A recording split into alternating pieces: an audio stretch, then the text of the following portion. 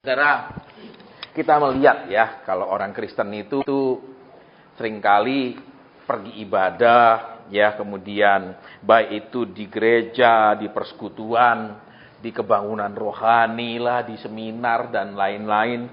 Memang saudara, ada yang memang ingin tahu lebih banyak firman Tuhan, ya puji Tuhan. Yang kedua, ada orang yang ingin lebih berkenan sama Tuhan, luar biasa, ya. Tetapi banyak juga orang yang sekedar saya datang semoga khotbahnya ada memberikan jawaban. Semoga didoakan. Semoga nanti kalau hamba Tuhannya punya karunia dinubuatkan. Ya, ini sudah merupakan pola umum daripada kekristenan. Saudara, memang itu semua ada di firman Tuhan, ya. Bahwa ada jawatan-jawatan di dalam firman Tuhan, iya. Ada guru, rasul, gembala, nabi, dan penginjil, iya. Tetapi saudara dan saya harus ingat, ya. Ibadah itu bukan hanya untuk mencari solusi dan promosi. Ya, cari promosi apa? Supaya kalau saya datang Tuhan lihat, nanti Tuhan jawab, berkati, angkat, tolong, dan segala macam. Itu namanya cari promosi. Kalau cari solusi, ya supaya masalah saya ini tertolong, supaya utang saya dibayarkan, supaya anak saya dirubah, supaya kesehatan saya, ya Tuhan sembuhkan ini gangguan penyakit saya. Itu cari solusi. Terus yang ada lagi saudara, orang ibadah itu hanya untuk karena terlalu banyak obsesi. Apa? Saya datang karena saya punya cita-cita begini. Karena katanya kalau takut sama Tuhan itu nanti diberkati. Jadi semua yang saya inginkan akan terjadi, tercapai, bisa saya raih, bisa saya dapat. Nah, itu namanya obsesi. Saudara, terus ada juga yang datang ibadah penuh fantasi, hayalan. Artinya kalau saya ibadah karena saya cari Tuhan, berarti semua jalan saya akan rata dan lurus. Ngawur. Saudara, ya enggak ada saudara dibilang Tuhan bilang, hai anak-anak ikut aku, nanti jalanmu rata dan lurus. Enggak ada. Betul? Betul apa ya? Nah, ini Kristen yang ada obsesi, ada yang Kristen fantasi. Ngayal nanti kalau cari Tuhan diperkaya. Tiap ibadah pikirannya nanti aku segera dijawab, diangkat lebih dari orang lain, diangkat lebih daripada mungkin tetangga sebelahku. Ya, kalau tetangga sebelah rumahnya enggak lantai 2, aku lantai 4 misalnya. Ya, sehingga turun naik pun males. Ya, kalau sudah naik ke atas enggak mau turun lagi. Betul, saudara, susah dipanggil lah, wis males ketinggian misalnya. Terus apa? Saking besarnya rumah, males ngepel, betul? Iya toh?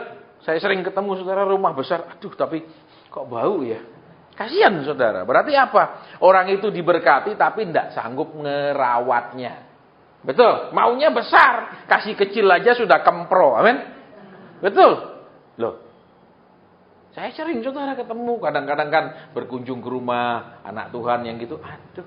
Pada rumahnya mungil. Nek pakai pel apa yang ada pegangan itu sebentar aja sudah selesai. Tapi tidak dipel juga. Saudara. Ya, banyak saudara. Bahkan maaf, banyak yang sofanya bau kencing anjing. Banyak. Saudara, sampai saya jijik duduk. Saya suka piara anjing, tapi tidak ada kencing anjing di atas. Saudara, ya, aduh kadang-kadang. Terus apa? Pak, tolong doakan supaya Tuhan kasih saya pindah ke rumah lebih baik. Lah yang dikasihi tidak bisa syukur dan dirawat. Minta lebih besar. Amin. Betul? Halo? Ya. Makanya, saudara, sekarang ini kita mau ibadah mencari intimasi, mencari keintiman dengan Tuhan.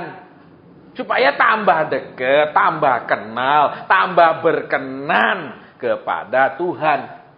Kalau sudah itu yang utama dicari, nanti yang masalah promosi, solusi, yang kita obsesikan, semuanya urusannya beres. Nah, masalahnya seringkali kita tidak diajar untuk mencari yang utama. Kita diajar selalu mencari yang rasanya itu yang paling kita inginkan. Padahal Tuhan bilang, carilah dahulu kerajaan Allah. Nah, oleh banyak pendeta diterjemahkan, pergilah banyak-banyak pergi gereja dan persekutuan. Salah. Saudara, kenapa salah? Ya, beberapa waktu lalu, ada kira-kira 2 mingguan, ada satu pengusaha hubungi saya lagi, Pak Sen. Usaha saya kok tambah hancur. Ya. Terus saya bilang, waktu ketemu saya pertama kali sudah lakukan tidak yang Tuhan suruh? Belum Pak Asen, ya enggak usah tanya lagi toh. Betul, bikin kesel saudara. Kenapa? Pertama kali saya ketemu dia, itu karena dia kenal baik sama teman saya. Jadi, kan aturannya di kota manapun, nek enggak pernah datang, biasanya saya males layanin, saudara. Karena saya ini bukan gembala. Nek gembala itu, maaf kata saudara diurusi karena ada persembahannya. Kalau kurang persembahannya juga kadang enggak diurusi kok. Kalau kurang perpuluhannya juga susah saudara ketemu. Kalau banyak perpuluhannya sering saudara terus-terusan dicari. Pertama teman, bilang, Pak teman saya kasihan. Ya sudahlah saya lihat teman saya. Nah enak toh istilahnya kasih muka sama teman ini toh. Terus datang ketemu. Begitu datang Tuhan bilang apa? Usaha yang Tuhan kasih kamu enggak pernah urus dengan baik. Betul Pak. Saya punya toko emas, tidak pernah saya urus dengan baik. Saya ini kerjanya pergi pelayanan terus loh. Tuhan kasih engkau itu toko emas untuk usaha. Bukan disuruh pelayanan. Saudara, dengan engkau tidak punya toko emas besar, punya karyawan banyak, itu juga akan memberikan berkat ke karyawan. Iya apa ya? Memberi gaji ke karyawan. Loh, kalau ini kerjakan minimal upah minimum. Betul. Kan dia juga jadi berkat. Di firman Tuhan itu tidak ada kerjaan sekuler, tidak ada pekerjaan rohani, tidak ada. Rasul Paulus bilang apa saja yang kamu kerjakan, kalau itu dikerjakan untuk Tuhan, itulah pekerjaan yang disebut rohani. Kalau saya khotbah pikirannya, ini kayak bisnis, saya harus nyenengkan jemaat, nanti jemaat banyak saya ambil uangnya, jemaat banyak saya suruh kasih saya, jemaat banyak saya suruh nabur, itu asli sekuler. Walaupun bidangnya rohani. Ya, dia tidak lakukan karena kenapa? Dia merasa dia senang. Wah, kalau pelayanan kan dihargai sama pendetanya. Wah, saudara-saudara, walaupun bapak ini sangat sibuk di tokonya, tapi dia juga melayani. Bangga, goblok. Duh, saya ngomong tegas, saudara. Banyak orang itu dari kecil tidak pernah dipuji orang tuanya, sampai mereka itu gila kalau dipuji orang, makanya itu. Ya makanya saudara-saudara ini yang masih punya suami, punya istri, sering-sering puji istri dan suamimu. Supaya tidak gampang makan pujian dari orang lain. Ya, kenapa? Saudara kan sudah diberkati Tuhan. Saudara juga harus ikut melayani. Lah ya melayani. Engkau pengusaha, tugasmu paling penting itu usahamu, bukan pelayanan. Ya, jangan mau dibohong-bohongi terus. Kenapa mereka suka misalnya kalau pengusaha-pengusaha ikut pelayanan? Karena tidak usah dikasih persembahan, bahkan pengusaha itu terus-terusan ngasih. Jadi mereka membeli pekerjaan. Bayangkan, kalau saudara mempekerjakan orang, saudara gaji dia, amin. Lah ini pengusaha tidak disuruh melayani, mereka yang ngasih persembahan. Mereka membeli pelayanan itu. Saudara, kalau orang udah keliwat bodoh itu, saudara jelaskan gimana? Tidak masuk di otaknya saking bebal. Saya enggak tahu dia ini apa. Orang teman saya cuma bilang teman saya kepengen ketemu. Ya wes saya ketemu. Saya enggak tahu dia kerja apa, pengangguran apa enggak tahu. Tuhan cuma bilang, usaha yang kau diberikan sama Tuhan kamu enggak urus dengan benar. Iya benar Pak. Pergi pelayanan terus. Lah terus tokonya yang ngurusi siapa? Oh ada karyawan lah. Terus kulak barang segala macam apa? Kulak model yang kayak apa dan segala macam kan enggak bisa karyawan. Saudara. Terus tambah surut. Ya, 2 minggu lalu menghubungi saya, Pak, usaha saya tambah hancur. Lah, kan sudah dibilang suruh berhenti layanan, suruh urusi toko emasmu. Kamu itu karunianya adalah apa, saudara? Di firman kan ada jabatan imam dan jabatan raja. Nek raja itu pengusaha-pengusaha, nek imam itu pendeta-pendeta, ojo campur-campur. Saudara, bangga saya melayani. Apa bangganya dipuja-puji kayak gitu? Tuhan bilang, orang Farisi, Saduki, kalau sudah dipuji, itulah yang dia terima. Tidak terima yang lain lagi. Itu tok, kata firman Tuhan. Betul? Mereka sudah menerima upahnya. Dia usaha, kasih dia usaha yang baik. Kalau dia pengusaha yang baik, kan juga jadi berkat. Buat anak-anaknya, istrinya, karyawannya. Daripada kalau dia sekarang jadi pengusaha rugi-rugi terus. Bisa PHK karyawan, bisa nanti Natalan uang, gaji ke-13 nggak dikasih. Iya toh, enggak jadi berkat. Bisa juga kalau dia terus rugi, uring-uringan dia di toko. Iya toh, ngamuk terus, enggak jadi berkat. Sama istri ngamuk, sama anak ngamuk, semua ngamuk nek rugi, amin. Loh, jadi berkat tidak. Ada. Terus, Pak Hasan, saya minta tanya, ada pesan Tuhan lagi? Loh, Pesen ini satu tahun lebih tidak dilakukan, tanya pesen mana? Itu orang memang benar-benar menjengkelkan. Ya, saudara harus bisa membedakan pendeta tamat sekolah sama pendeta tamat padang gurun, tidak sama. Ya, saya gampang, tidak urus. Kenapa? Tolong Pak Asen, saya mohon kalau ada pesan Tuhan lagi lah. Satu tok kamu tidak lakukan, takok mana? Buat apa? Emang mau dikoleksi pesan itu? Betul saudara, saya tidak jawab habis itu. Saya kalau sudah kesel gampang, kalau WhatsApp saya blok, wis selesai. Tidak bisa susah ngirim-ngirim lagi toh, nelpon tidak bisa, semua tidak bisa, wis aman toh. Loh Bapak hamba Tuhan, saya hamba Tuhan, bukan hamba manusia. Ini hamba manusia, iya baik saya akan doakan, saya akan tanyakan Tuhan lagi. Itu hamba manusia. Tapi asal ingat Malaikat 3 ayat 10. Bah, apa kayak begitu.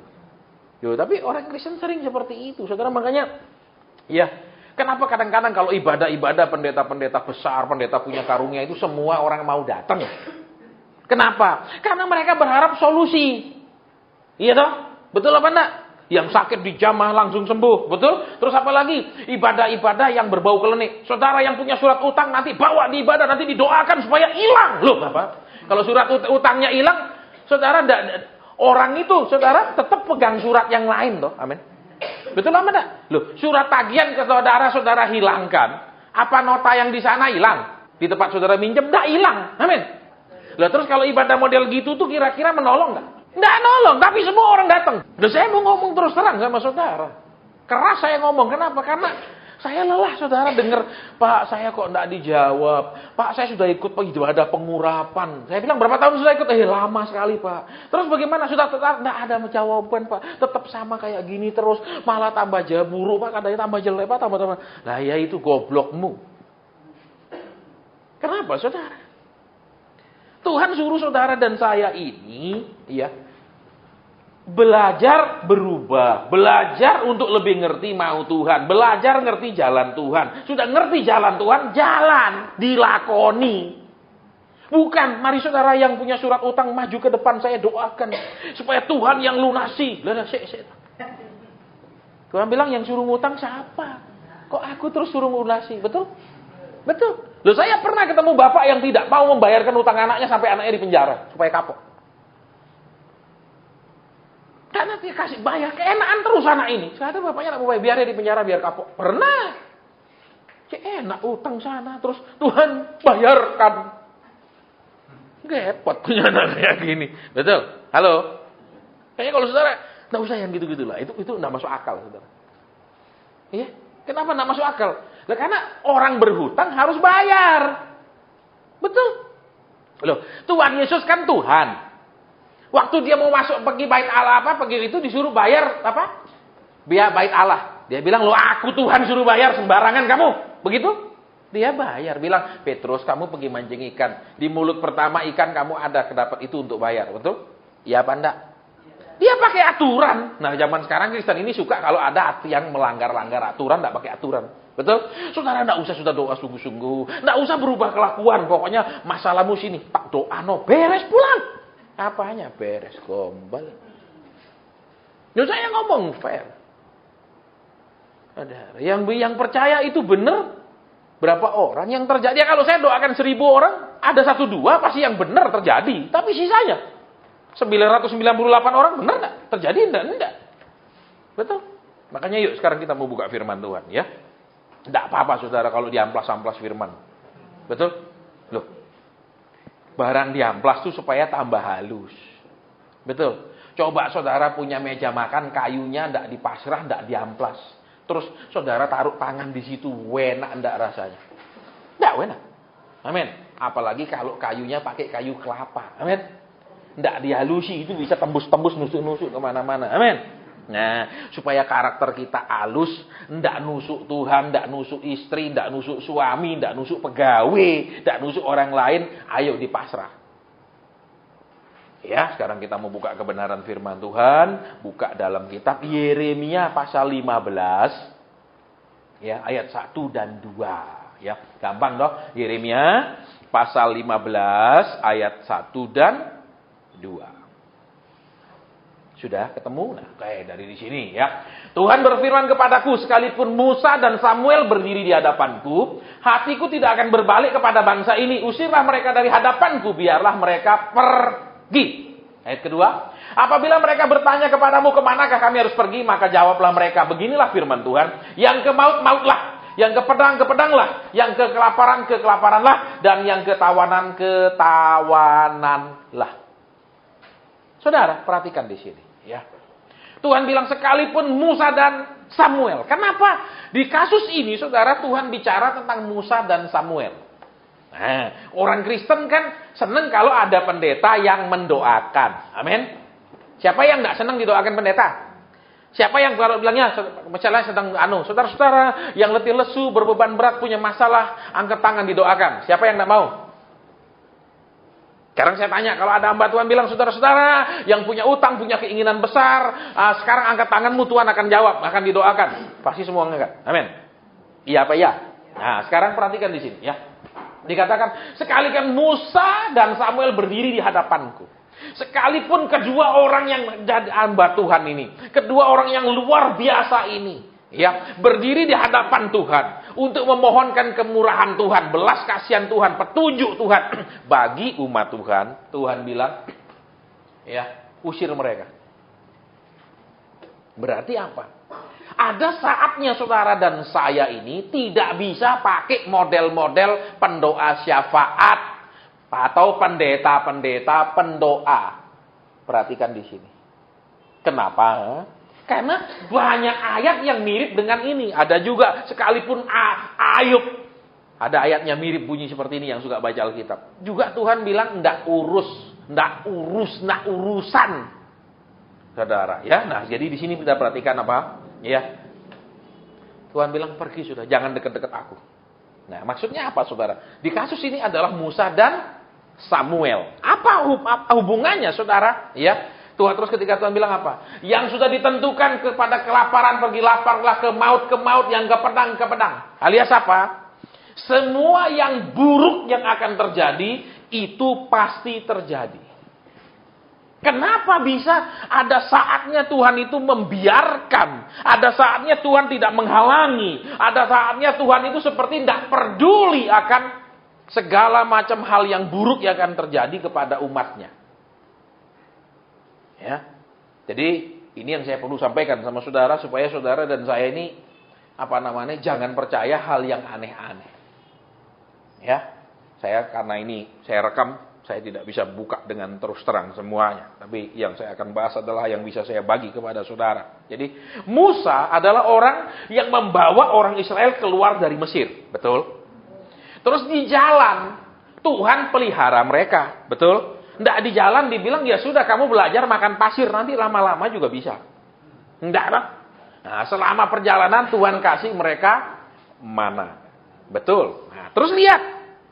Ketika mereka keluar, saudara, Alkitab katakan, Tuhan tidak membawa mereka langsung menuju daerah orang Filistin.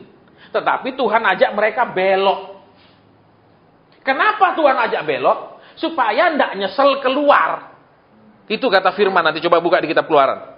Ya, yang suka baca firman pasti sudah tahu, yang tidak suka pasti tidak tahu. Ya, makanya Kristen ini harus suka baca firman. Ojo selalu nyuruh orang khotbah cuman denger tok terus kasih 5.000 di persembahan. Belajar sendiri juga perlu. Betul? Loh. Saudara sekolahkan anak sekolah yang paling top di Solo, paling mahal, paling baik, tapi anaknya tidak mau belajar di rumah, pinter enggak? Pinter enggak? Enggak pinter. Betul? Ya apa enggak? Sekalipun guru-gurunya semua S8 katakan, walaupun cuma SD. Ya dah. Anak kita enggak jadi pinter kalau enggak belajar. Amin. Loh, makanya sekalipun pendetanya diundang dari planet Mars, kita sendiri enggak suka baca, tetap goblok. Kenapa? Ya memang supaya nanti diproses saja lah, dikorbain keras-keras supaya hanya yang benar-benar yang mau datang gitu. Terus yang kedua lihat, ya. Musa membawa keluar. Amin. Terus Tuhan tidak membawa mereka langsung menuju daerah orang Filistin walaupun jalan itu yang paling dekat, paling singkat, langsung menuju tujuan. Karena di sana ada peperangan. Lah, Tuhan tahu orang-orang ini nek ketemu masalah besar pasti nyesel mau balik. Jadi diajak muter dulu, disiapkan hatinya. Cara persiapannya gimana hatinya? Ketika di masa Meribah tidak ketemu air dulu. Ini belum perang yang berhubungan hidup mati. Cuma hubungannya haus tok. Itu pun sudah ngamuk-ngamuk terus. Betul? Betul? Lah apalagi ketemu dengan pedang. Lah ini cuma haus wis ngamuk. Betul, jadi terus apa? Wah tidak lulus. Jalan lagi. Betul? Saudara ketemu lagi. Gitu? Air yang, apa dikatakan situ? Air yang pahit. Ngamuk maneh. Ya apa ya? Lihat. Terus? Selalu asal ngamuk mau balik, ya toh? Betul apa ya? Selalu kepingin balik ke Mesir. Padahal sebelumnya teriak-teriak ingin keluar dari Mesir. Loh aneh toh. Sama kayak kita anehnya, betul? Kenapa? Saudara, waktu lagi susah, Tuhan. Cari terus, ya enggak? Di mana ada ibadah, di mana ada KKR, aku hadir, aku mencari Tuhan. Amin. Tapi begitu dikasih lega, diberkati semua lancar. Aneh, hilang dia, betul? Ya apa ya? Loh. Jujur, kita ini biasanya tekun cari Tuhan itu sedang butuh atau sedang makmur, jujur.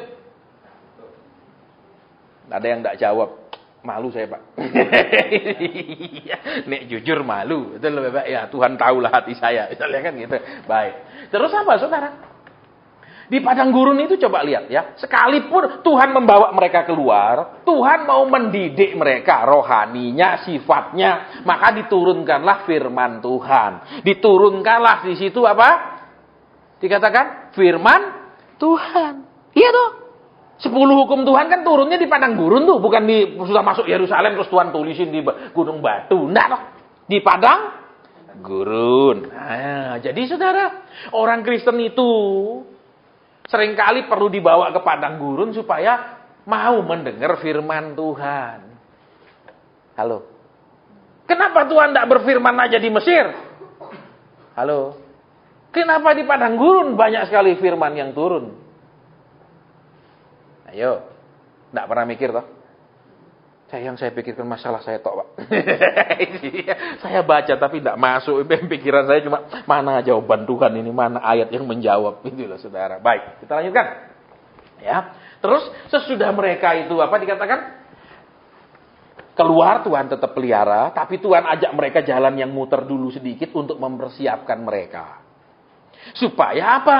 Tidak nyesel. Ternyata sekalipun Tuhan panggil, Tuhan ajak keluar, itu perjalanan tidak rata dan mulus dan lurus. Betul, banyak halangannya. Iya apa ya? Jadi sekalipun saudara dan saya ini sudah dipanggil jadi orang Kristen, diajak sama Tuhan sekarang berjalan di bumi ini menuju ke surga nanti, belum tentu perjalanannya ini mulus, rata, mulus dan lurus. Halo? Iya apa enggak? Terus apa? Kadang Tuhan ini tidak langsung mendidik kita seperti yang seharusnya dia didik. Karena kalau dididik langsung mencetak. Kenapa? Waduh, terlalu keras khotbahnya, tidak bisa. Kadang lembut-lembut sih diputar-putar lembut. Terus apa? Lah namanya diputar-putar tidak sampai-sampai, Saudara. Orang muter-muter tok. Betul? Iya dah? Betul. Nah sekarang daripada muter-muter terus lebih baik kita ngomong langsung-langsung aja. Amin. Nah iya toh. Terserah mau terima, enggak urusan saya. Ya, tugas saya Tuhan kasih tahu ayat ini disampaikan. Selesai. Saya Pak Pos, ini ada surat dari kantor pajak. Entah mau dirobek, mau dibakar, yang penting tanda tangan sudah terima. Oh, kelar loh. Tugas saya gitu toh. Bentar. Ya. Oke. Terus di situ apa yang terjadi? Tuhan itu mendidik. Amin. Tetapi mereka ini pokoknya bayangannya adalah Tuhan menjanjikan tanah Kanaan yang mengalirkan susu dan madu. Lah tanah ini semua kok kering kayak gini. Dan selama ini kita muter-muter tanah kering tok. Mana janji Tuhan? Ngamuknya gitu toh. Nah, sama kayak orang Kristen. Katanya hidup diberkati, katanya Yesus itu datang untuk memberikan kelimpahan. Mana kelimpahannya? Katanya Tuhan itu penolong, tidak pernah terlambat. Lah sekian tahun apa tidak sudah kelewatan ini? Seperti itu. Mereka hanya mengingat janji Tuhannya, tapi mereka tidak peduli hukum-hukum Tuhannya. Tidak ada urusan. Yang penting Tuhan bilang mau bawa ke Kanaan. Masalah hidupnya cocok enggak sama firman Tuhan, enggak pernah diurus. Yang penting janji Tuhan mau bawa ke Kanaan. Sama kayak orang Kristen. Yang penting saya didoakan, Pak. Terus enggak usah dengar pengajaran. Amin. Amin. Kalau dengar khotbah saya sudah ngerti lah, saya harus berubah, saya harus taat, saya tahu. Amin. Pertanyaannya sudah lakukan tidak? Masalah tahu semua orang juga tahu. Gitu. Loh. Siapa yang tidak tahu kita ini harus taat sama Tuhan? Angkat tangan. Siapa yang tidak tahu bahwa kita ini memang harus nurut Tuhan? Angkat tangan. Loh, semua tahu tuh. Saya balik tanyanya. Ya. Siapa yang sudah tahu bahwa kita ini harus benar-benar percaya sama Tuhan? Angkat tangan.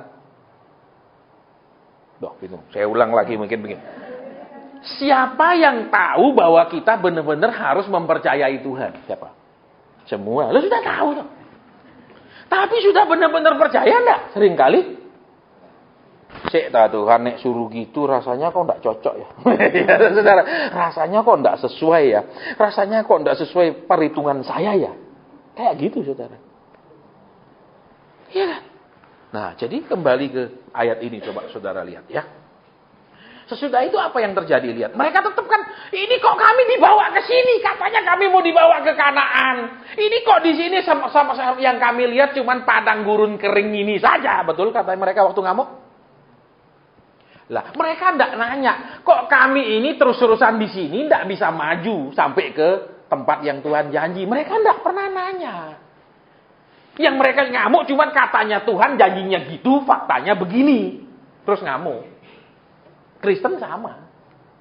Terus enggak mau doa, enggak mau baca firman, enggak mau ibadah, baca firman. Enggak terbukti. Pusing. Nah, itu loh. Betul? Kenapa? Dia sama tuh. Kalau sampai janji Tuhan tidak digenapi, kita tidak sampai seperti yang Tuhan bilang menuju Kanaan. Ini muter-muter terus, kepanasan terus 40 tahun. Kenapa begitu? Yang salah siapa? Apa Tuhan itu habis sampai janjikan mereka pergi Kanaan, terus dia bingung Kanaan itu di mana? Begitu? Apa Tuhan bingung? Tuhan bilang, waduh aku lupa Kanaan itu di mana, yuk putar-putar sih. Ya nanti nek ketemu ya syukur nih, tidak ketemu ya namanya aku lupa. Begitu kah? Enggak tuh. Saudara, jadi Kristen itu seringkali hanya ingat janjinya, tetapi lupa, saudara, kewajiban pribadi kepada Tuhan. Lupa kehendak Tuhan apa. Makanya, saudara, iya, Tuhan ngajar saya, kamu sekarang berhenti bernubuat. Tahun 2002 Tuhan bilang sama saya, berhenti bernubuat, berhenti melayani konseling. Ajar mereka kebenaran. Padahal, saudara, iya, dengan karunia-karunia yang Tuhan beri ke saya, orang nyari saya itu karena karunia. Misalnya begitu ketemu, Tuhan bilang, Tuhan akan janjikan kau ini. Seneng dong. Iya dong, seneng. Mereka seneng, saudara. Janji Tuhan ternyata begitu besar. Terus, diajar, ini kehendak Tuhan. Moh, nah kalau gitu. Janjinya ku pegang, pengajarannya. Waduh, sorry Tuhan, sorry. Ya itu loh, saudara. Makanya kenapa saya jarang mau konseling? Karena orang yang konseling itu sebagian besar bukan karena mereka tidak tahu apa-apa. Tapi sebagian besar ingin cari jalan pintas, solusi tanpa berubah. Karena pengajaran firman membuat kita berubah. Sedangkan didoa-doakan itu tidak membuat kita berubah. Halo? Ya apa ya? Saudara.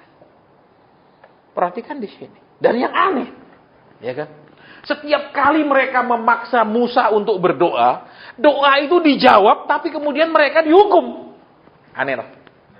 Betul apa ya? Coba perhatikan. Mereka minta daging, nggak mau sama Musa, Musa doa. Datang burung puyuh kasih. Begitu makan dimatikan sama Tuhan. Aneh loh. Dikasih tapi dimatikan. Tuh. Bayangin dong, saudara. Lebih enak nggak usah dikasih, betul, daripada dikasih terus dimatikan. Kan repot. Wah, misalnya, waduh, om itu baru pindah rumah, sudah mati. Baru pindah rumah, padahal seumur hidup belum pernah punya rumah sendiri. Baru pindah, belum lama mati. Nah itu kayak gitu modelnya kan gak enak. Ya apa enggak? Misalnya, waduh, Taci itu baru ada mobil. Ya, sudah mati tuh. Itu model-model kayak gitu tuh loh, saudara. Dikasih, tapi terus dipedot. Tuhan ngasih, betul. Tapi habis itu Kum, lu aneh toh? Saudara, makanya hati-hati. Jangan pokoknya minta pokoknya Tuhan, ku klaim janjimu. Deklarasi, baca ayat. Deklarasi iman, perkatakan ayat. Kalau kita tidak berubah, Tuhan kasih. Tapi habis itu dihajar. Bisa? Banyak contoh di Alkitab, banyak sekali. Coba saudara lihat di perjalanan orang Israel. Ya apa ya? Dituruti tapi dipukul. Dituruti dipukul. Jadi sekarang jangan main maksa-maksa. Udah berhenti waktunya maksa. Jadi dewasa. Saya yakin di sini tidak ada ibu-ibu yang masa kecil liwat toko boneka berani guling-guling. Wah, tidak mau pulang. Ayo sekarang yang seumur segini berani tidak guling-guling? Tidak dibeli no kalong, tidak mau pulang di toko. Wah, ribut. Berani tidak? Ayo. Berani tidak? Pasti malu. Amin. Kenapa malu? Karena sudah dewasa. Betul apa ya? Kalau masih anak kecil? Tidak malu, wah guling-guling, tidak mau pulang. Iya toh, tidak malu. Nah, makanya kita harus jadi dewasa. Supaya tidak memalukan. Saudara, orang Kristen ini banyak keadaannya memalukan. Kenapa? Misalnya iklan sabun mandi. Iya. Misalnya, atau iklan apa namanya, pemutih. Ya. Ini katakan pemutih supaya pakai itu lebih putih. Taunya yang dipakai kan iklan orang Afrika. Nggak cocok. Amin. Loh iya toh. Betul apa enggak? Nggak cocok. Iklannya harus yang cantik, ya toh. Betul apa enggak? Oh, misalnya iklan sabun mandi, sabun kecantikan yang dipakai perempuan tongos sekali. Nggak ada orang beli sabunnya. Betul. Ya mana, saudara? Loh, harus sesuai. Katanya Tuhan itu baik. Lah muka orang Kristen marah aja. Betul seperti orang panas dalam 8 hari tidak bisa ke belakang. Itu kira-kira orang mau jadi Kristen enggak lihat orang Kristen kayak gitu? Enggak lah. Betul. Datang ibadah, aduh. Mungkin saudara karena enggak khotbah enggak lihat lah, saya yang khotbah kan enggak lihat, aduh. Ya. Halo. Agak diam. Iya. Terus jadi kembali, ya. Terus apa? Mereka tidak sampai ke Kanaan, betul? Yang salah siapa? Tuhan yang menjanjikankah yang salah? Tidak. Mereka salah. Jadi, saudara perhatikan, sekalipun Tuhan punya janji begitu banyak di firman-Nya, sekalipun saudara dan saya sudah dipanggil dari kerajaan gelap ke kerajaan terang jadi anaknya, sekarang dibawa jalan untuk mengalami kegenapan janji Tuhan baik di bumi maupun nanti masuk surga. Tapi terus ngelawan, ya tidak terjadi apa-apa. Jangan dikit-dikit suruh doa, tapi ngelawan. Tidak terjawab. Saudara. Kenapa? Banyak orang berpikiran, kalau pergi cari hamba Tuhan itu seperti cari dukun. Pokoknya Pak Dukun lakoni ya, saya pulang, bye-bye. Mana bisa kami hamba Tuhan itu, saudara. Kalau saudara nurut, kami bantu doa. Bisa terjawab. Tapi kalau tidak nurut, kami bantu doa dikemplak, saudara. Kenapa? Lah anakku ngelawan terus kok kamu terus minta iya. Apa tujuanmu minta-minta? Ada komisinya Tuhan. Ya toh, nek doa dia terkabul dikasih saya Tuhan. Gitu loh. Ya nah.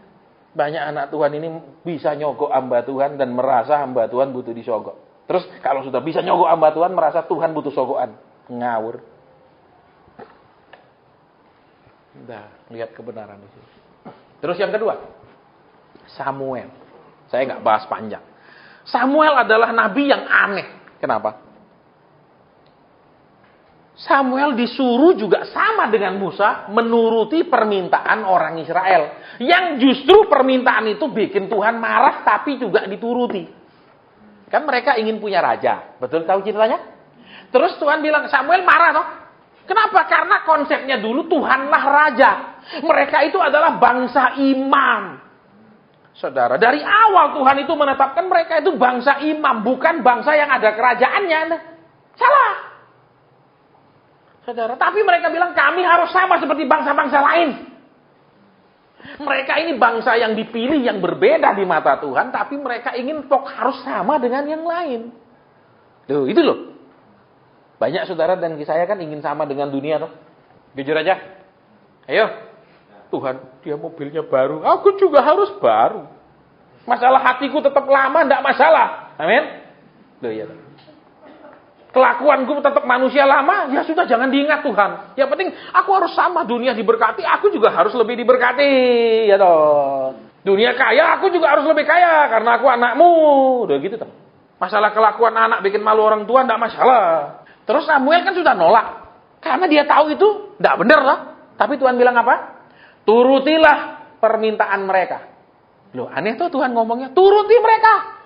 Bukan apa namanya Tuhan bilang? Bukan kamu yang mereka tolak, tapi aku. Tapi Tuhan bilang, turuti. Angkat raja buat mereka. Dituruti. Loh, aneh loh. Ayo, bayang loh. Saudara. Tapi kemudian hasilnya apa? Mereka perang, saudara, terus tidak habis-habis. Betul? Betul? Sesudah Raja Daud, tentram toh. Tentram. Begitu anaknya, pecah. Iya toh? Begitu si Salomo, terus anak-anaknya Salomo pecah. Terus perang saudara habis-habisan terus ratusan tahun. Betul apa enggak?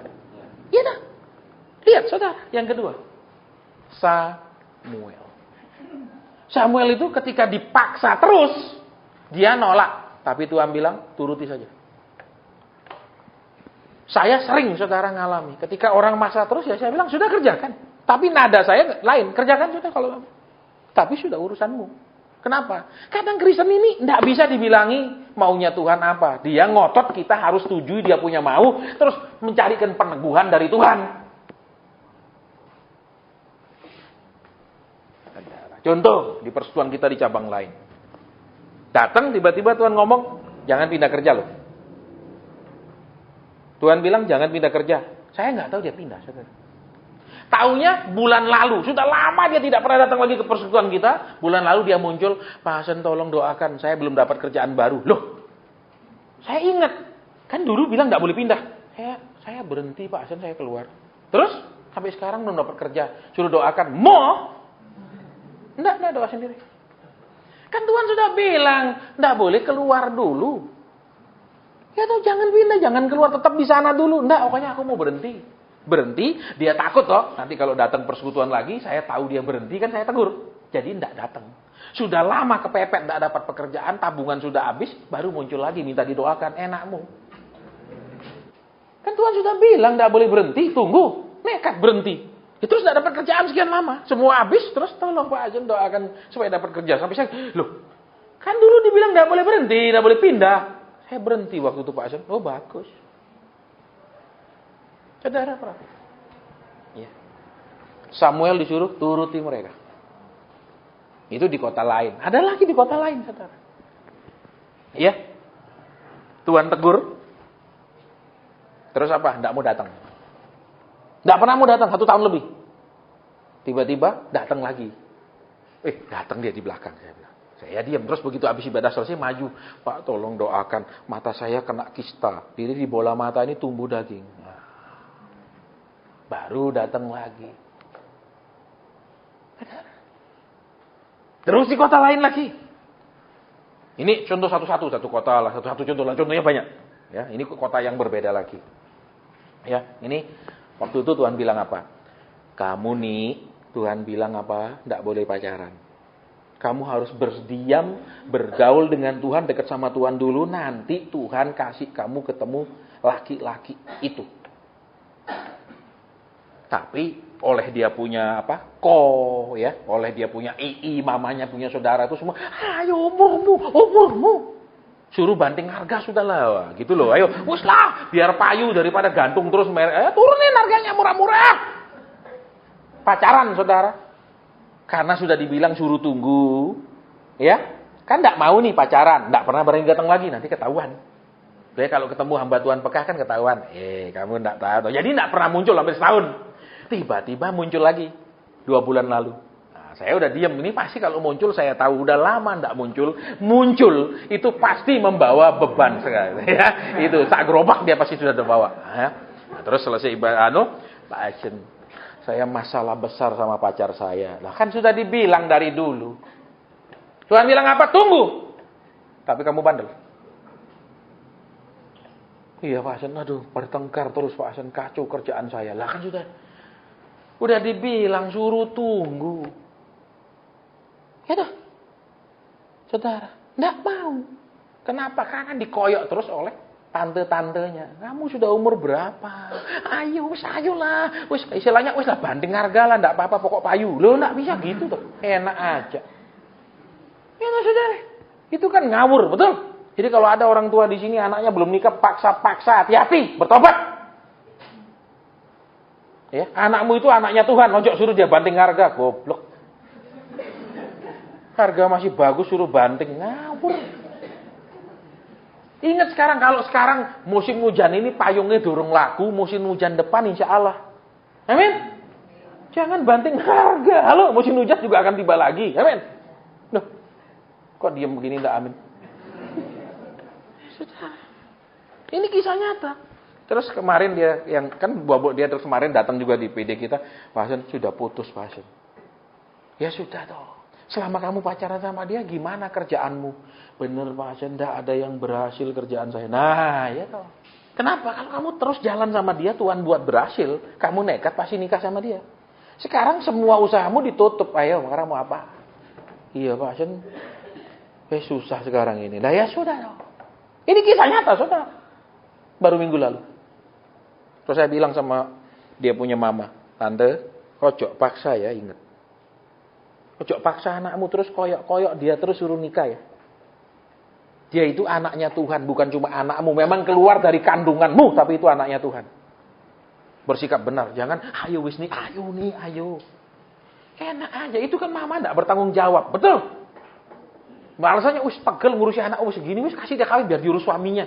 Loh itu kan enggak tanggung jawab. Amin. Kok enak ngelempar beban ke laki lain, halo? Masalahnya, waduh, laki yang satu itu aja sudah susah saya misalnya gitu. Halo. Loh, buat ibu-ibu laki yang paling menyusahkan yang selalu di sisinya dia biasanya. Amin. Jarang yang masalah sama anaknya ibu-ibu itu. Biasanya selalu sama sebelahnya itu. Begitu buka mata, sering step ibu-ibu itu kenapa? Monster ini kok di sebelah. Mimpi apa? Aku dapat dia gitu. Ya, 4 tahun dulu bermimpi-mimpi dapat dia. Amin. Terus sudah dapat, nyebut mimpi apa? Ini, wes saudara, Tuhan itu serba salah. Kenapa? Dia ngomong terus terang, bukan jodoh, kecewa. Terus kalau tidak jodoh ini siapa lagi? Nunggu yang mana? Apa masih ada enggak? Betul, terus ini sudah Tuhan. Begitu Tuhan bilang, iya sudah yang ini. Terus, aduh Tuhan, kenapa kau tidak halangi? Lah itu kan bikin sakit Tuhan. Betul. Nanti ibu-ibu yang pernah mikir gitu, tobat, minta ampun. Lihat ini saudara Samuel. Bangsa Israel maksa kan, kami harus sama dengan bangsa lain. Si Samuel tidak mau doakan. Tidak mau dia, karena dia ngerti itu salah. Tapi Tuhan bilang, turuti permintaan mereka. Akhirnya dia mengangkat Saul. Karena Tuhan yang suruh. Lihat saudara. Tapi hasilnya apa? Saul bukan mensejahterakan rakyat. Tetapi memanfaatkan rakyat untuk memburu-buru Daud terus-menerus. Ya apa ya? Dia bukan berperang dengan musuh yang menyerang negaranya. Tapi dia berperang dengan musuh pribadinya. Bukan musuh negara, musuh pribadi. Terus dia ajak rakyatnya kejar Daud terus. Ayo bayang no. Urusan pribadi dia. Salahnya siapa? Salahnya orang Israel. Jadi lihat. Saudara dan saya ini jangan maksa-maksa Tuhan supaya nurut.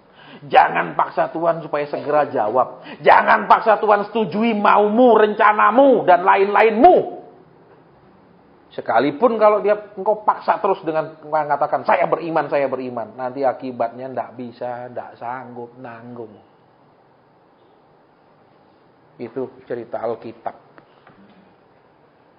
Tidak sanggup mereka, saudara. Betul. Saul mimpin mereka. Bukan untuk mensejahterakan, dipimpin supaya kejar-kejar musuhnya sendiri, musuh pribadinya. Rakyat diajak rame-rame bukan untuk bekerja, untuk nguber-nguber Daud. Betul, sudah Daud jadi raja, oke, mereka sejahtera sebentar. Ya kan, selama 40 tahun. Habis itu Salomo, di masa pemerintahan Salomo mereka kerja keras untuk nyumbang terus bikin bait Allah. Begitu Salomo mati, mereka revolusi, ngamuk, bapakmu bikin hidup kami berat. Loh, ya apa enggak kata Alkitab? Bukan bikin seneng. Bapakmu tuh bikin hidup kami berat. Apa yang mereka dapat dengan permintaan mereka yang dijawab? Kesengsaraan tok. Makanya Yesus mengajar kita, bukan kehendakku tapi kehendakmu. Ndakmu. Saudara lihat di Alkitab sekian banyak contoh. Ya. Di kota lain lagi, ada lagi. Ya, dia punya anak perempuan yang terakhir. Terus Pak Sen ini saya bilang, Tuhan bilang, ketika dikasih ketemu saya di rumah makan, saya bilang, bukan yang ini kata Tuhan. Walaupun yang laki ini keluarganya adalah orang begini, Tuhan bilang bukan.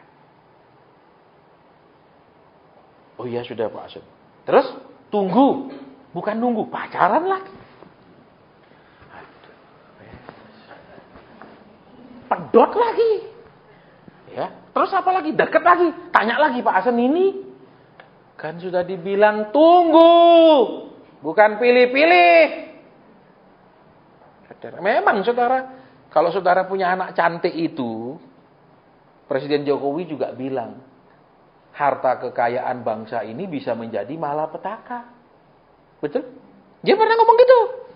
Kecantikan anak perempuan bisa jadi malapetaka. Bisa salah nikah. Terus menderita. Kenapa? Karena banyak yang mau terus dia mulai pilih pakai otak. Pertimbangan pakai otaknya. Nah. Terus sudah masalah. Ada Pak Asen tolong doakan. Saya paling tidak mau. Terus terang saya bilang. Kalau dulu saya kasihan saudara. Aduh kasihan. Maksudnya saya doakan. Kalau lama-lama. Sama aja penyakitnya. Semua sama kasusnya. Saudara. Semua penyebabnya sama. Keinginan mata. Sudah. Terus apa? Tidak pernah berubah. Ini kasusnya ya keinginan matanya. Lihat matanya nimbang. Oh ini mapan. Ini keluarganya gini-gini. Apalagi ini orang tuanya wis batuk-batuk. Udah nikah. Itu pertimbangan. Ternyata nikahnya sengsara.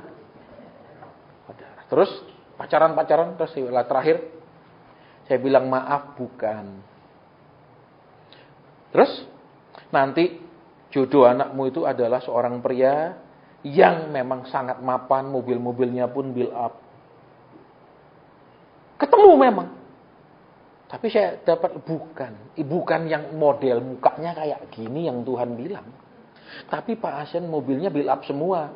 Memangnya di Jakarta dia sendiri punya mobil build up. Saudara yang pergi Jakarta tahu mobil build up itu keleleran. Tapi Pak Asen bilang yang punya mobil build up. Coba ngomongnya gitu terus ya. Mangkel enggak? Mangkel enggak ketemu orang model gitu? Kan ini dia katanya. Saudara. Lihat. Orang Israel itu, saudara, mengharapkan janji Tuhan, tapi tidak mau ikut cara dan jalan Tuhan di zaman Musa. Kedua, orang Israel di zaman Samuel ingin seperti bangsa-bangsa lain. Saudara dan saya ini bangsa terpilih kata firman. Caranya lain. Jalannya lain. Tapi maunya sama. Aneh toh? Aneh. Betul. Loh. Coba kita lahir di Indonesia. Ya toh? Sukanya makan singkong. Betul? Pohong. Pergi misalnya ke luar negeri. Ya toh? Terus misalnya kayak ke mana namanya? Kayak ke ini. Kayak ke Budapest. Ya. Itu ada satu jenis makanan. Atau saya sendiri bilang ini makanan apa? Tapi buat orang sana paling enak. Di restoran itu semua saya lupa. Ya. Itu saya ingat waktu itu makan di restoran namanya Korkovna di Budapest, Hongaria. Buat mereka enak. Buat lidah saya enakan pecel. Betul, walaupun gaya foto cekrek dikirim lagi di Budapest. Tapi lidah saya tetap lidah Indonesia. Enakan, sego, sambel. Betul. Betul apa enggak? Walaupun steak enak, masih enak empal. Iya enggak? Saudara. Nah, jadi sekarang yuk kita lihat kembali. Di zaman Samuel mereka ingin seperti orang-orang bangsa sekeliling mereka. Bukankah banyak kita ingin seperti orang dunia hidupnya? Sukses secara materi, walaupun tidak sukses ikut Tuhan. Ya toh? Kaya raya dipandang orang, walaupun Tuhan tidak nganggap, tidak lihat karena kita berontak terus. Ya toh? Bukankah seringkali juga di dalam kekristenan yang dinilai orang kaya atau enggak, bukan orang benar atau enggak? Makanya saya bilang sama Pak Markus, pokoknya enggak ada orang baru datang langsung konseling. Biar, wah Pak ini orang kaya, enggak urus saya dia sekaya apa. Kalau dia lebih kaya dari Tuhan, saya urus.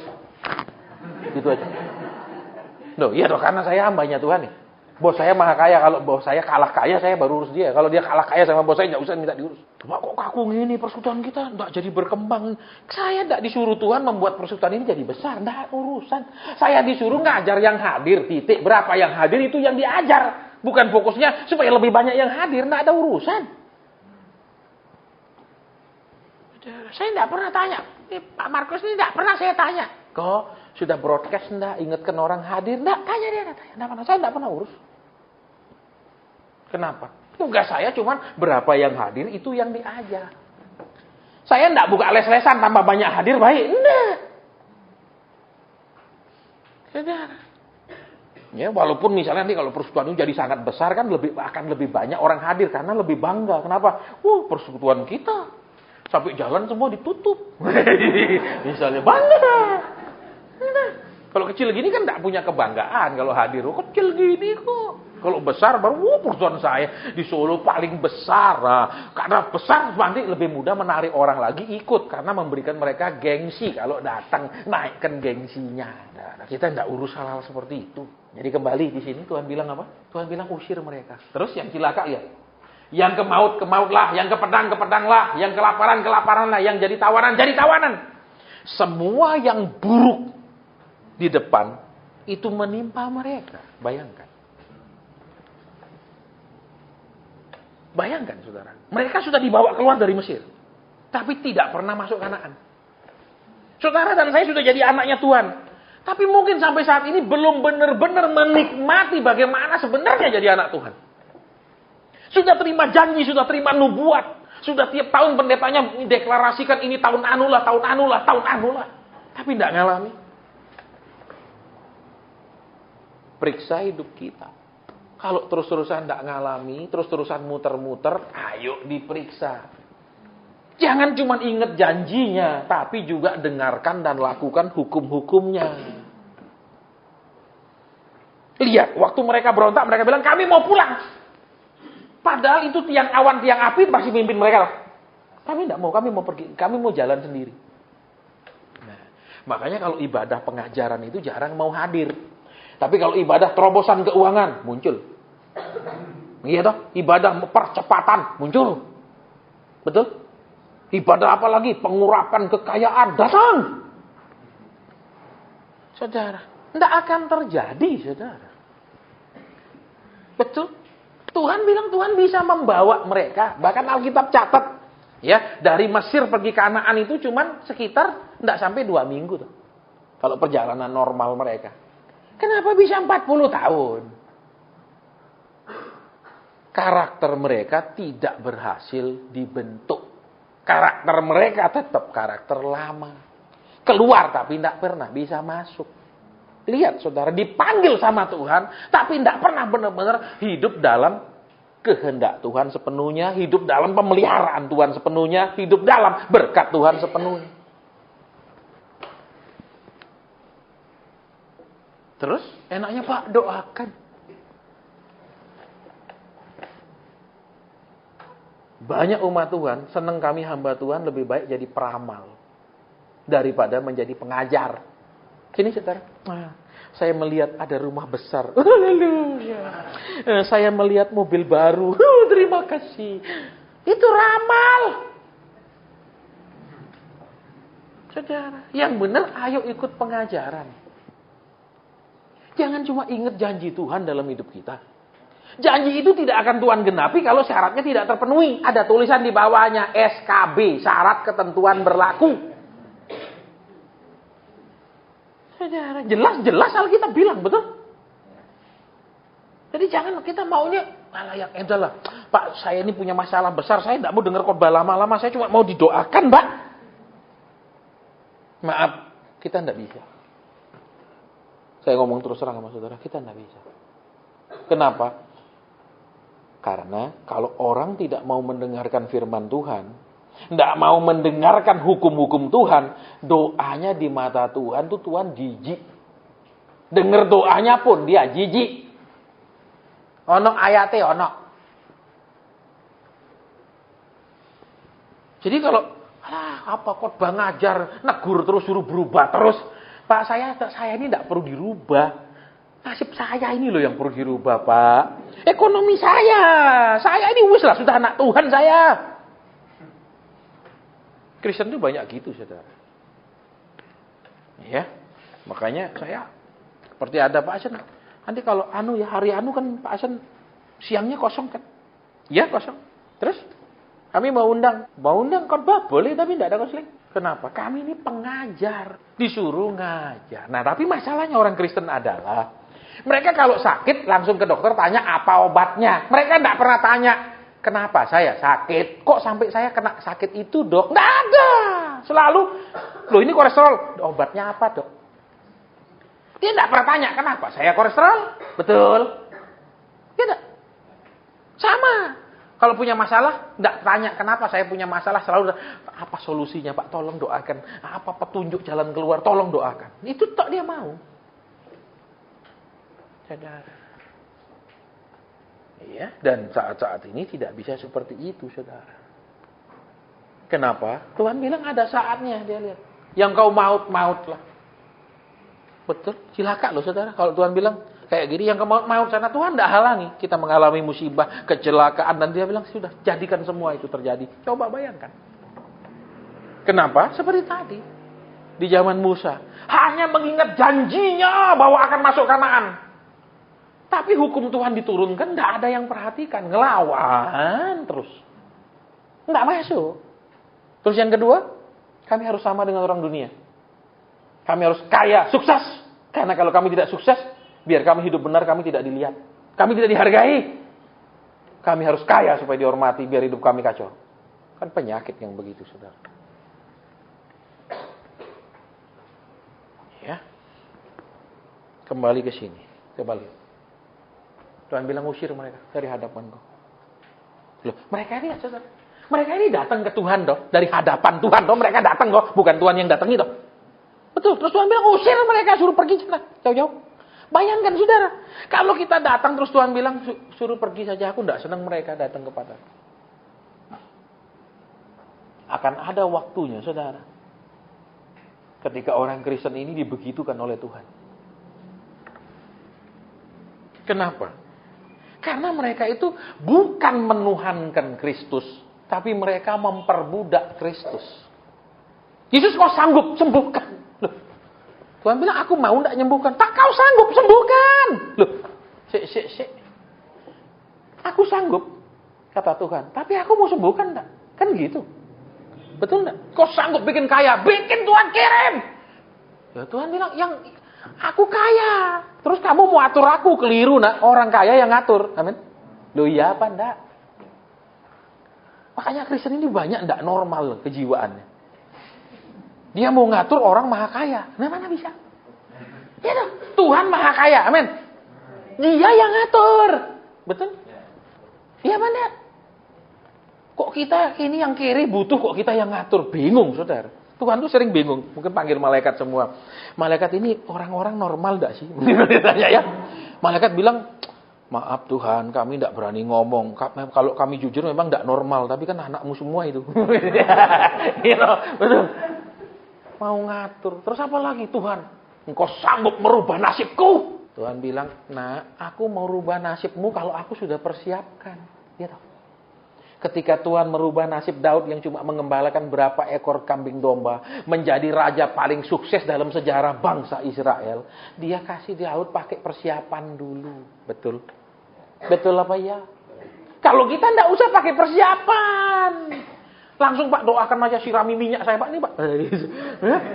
Betul, kalau perlu saya, ini Pak saya bawa kok gelas apa namanya, botol bekas aqua kasih Pak. Ini ramuan apa? Kami ini apa sok bikin-bikin ramuan begitu? Ngawur. Betul? Loh. Iya, berapa bulan lalu kan saya sempat ke Seliu lagi, saudara. Terus saya pergi Sinse, dikasih ramuan obat gosok. Itu benar, memang ada fungsinya. Ramuan obat gosok ke Seliu. Berapa hari saya gosokin, kempes bengkaknya. Ya itu benar. Tapi kalau ada orang bikin ramuan ini supaya rezeki cepetan datang, ini ndak benar. Tapi Kristen senang yang gitu-gitu. Betul. Kalau pengajaran ruwet Pak, kita yang harus berubah. Kita tidak butuh berubah. Kita cuma kepengen keuangan berubah Pak, nasib berubah, ekonomi. Itu jangan yang kami loh Pak. Amin. Udah. Loh, kalau khotbah gini tidak bisa di gereja, jamu sama pendetanya. Iya, saya sering khotbah gini, pendeta jemaatnya seneng. Kenapa? Bener-bener khotbahnya bener. Bosen kami denger yang Nina Bobok dia ngomongnya enak-enak tok. Tapi pendetanya marah. Pak, jemaat jangan dikerasi, mereka masih anak-anak. Padahal rambut putih semua, masih anak-anak. Kasihan. Ternyata saudara pendetanya itu tidak menghormati jemaatnya yang sudah tua, dianggap tetap anak-anak. Bayangkan. Dan orang-orang tua yang tetap dianggap anak-anak itu masih senang di situ. Nah, saudara senang dianggap anak-anak? Saya tidak senang, saudara. Jadi khotbah tidak boleh keras, karena menghadapi anak kecil nanti gampang tersinggung, gampang ngambek. Ya, enggak? Ayo. Coba saling lihat dulu, benar. Perlakukan saya sebagai orang dewasa. Jangan perlakukan saya seperti anak kecil, dibohongi terus. Loh, kok saudara senang diperlakukan kayak anak kecil terus? Tuhan akan menjawabmu. Kau tidak usah berubah. Tidak usah ngerti kehendak Tuhan. Tuhan mengasihimu. Padahal Tuhan sudah senang lihat engkau. Kok ini umur segini masih kayak anak-anak terus, betul? Loh, saudara yang pernah punya anak masih dia kecil, lucu toh? Tapi kalau dia terus sekecil itu, stres loh. Aduh, kok tidak besar-besar anak saya. Aduh, betul apa enggak? Ayo. Kok senang? Saudara. Saya pun tidak senang jadi hamba Tuhan, lihat orang-orang yang datang persekutuan tetap jadi anak-anak. Ayo bertumbuh. Ayo bertumbuh. Ayo tumbuh sampai dewasa. Dia kritis kalau dewasa. Iya dah. Dia juga tidak maksa-maksa seperti anak kecil. Betul, kalau kita dewasa mau minta apa? Kita tahu papa lagi tidak punya uang. Banyak tidak ngomong. Betul apa enggak? Kalau kita udah dewasa kita ngerti. Tapi kalau anak-anak, tidak ngerti dia. Main iman. Masa papa tidak ada uang? Papa bohong. Ayo, ya dah. Tidak mau tahu.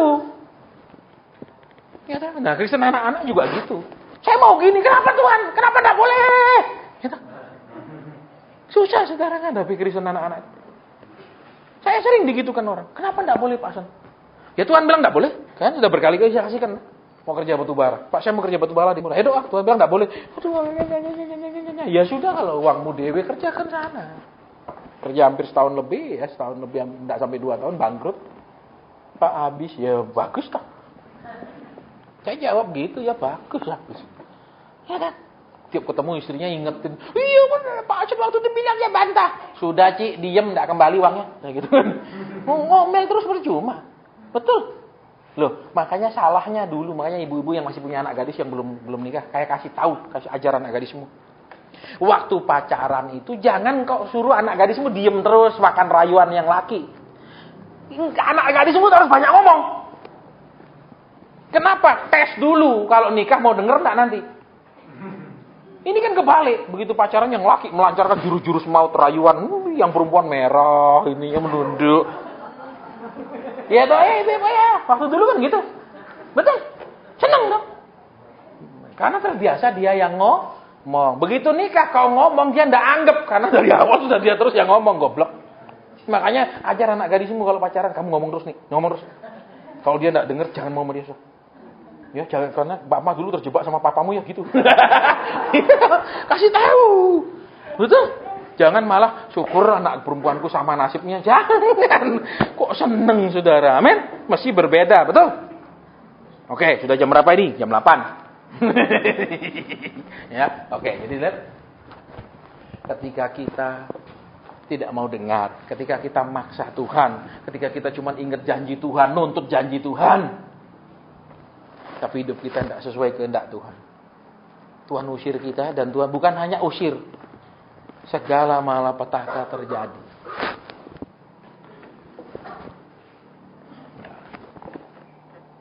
Ini banjir belum selesai, saudara, buat bangsa ini. Belum selesai. Ya, hari Sabtu kemarin ketika kami doa malam, semalam suntuk, lihat lagi banjir yang besar. Masih belum selesai. Ya. Terus ada beberapa hal juga dalam penglihatan itu. Ya, ada bercak noda-noda darah. Saya nggak tahu kapan terjadinya. Tapi itu harus terjadi. Tuhan bilang, yang ke pedang, yang ke maut. Saudara, Tuhan mengenal siapa miliknya. Jadi milik Tuhan, bisa diatur Tuhan, namanya milik. Betul. Lah waktu saudara nikah, saudara jadi istri harus mau diatur suami dah. Betul apa enggak? Misalnya suaminya bilang, nih rambutmu itu loh, aku enggak senang, potong. Betul? Kalau udah jadi milik. Tapi kalau baru naksir, suruh potong, suruh gini, mau. Betul? Sok ngatur. Pasti bubar. Ya enggak ibu-ibu? Iya apa enggak? Tapi kan dia pinter dulu, betul? Waktu masih pacaran dia enggak ngatur banyak. Betul? Dia begitu mengerti engkau. Amin. Sehingga engkau keracunan, betul. Jadi tidak sehat lagi otaknya, tidak mikir, terus begitu dilamar, kita nikah ya, ya. Kok tahu Pak Asen orang konseling sama saya ribuan ya kasusnya begitu, saudara heran.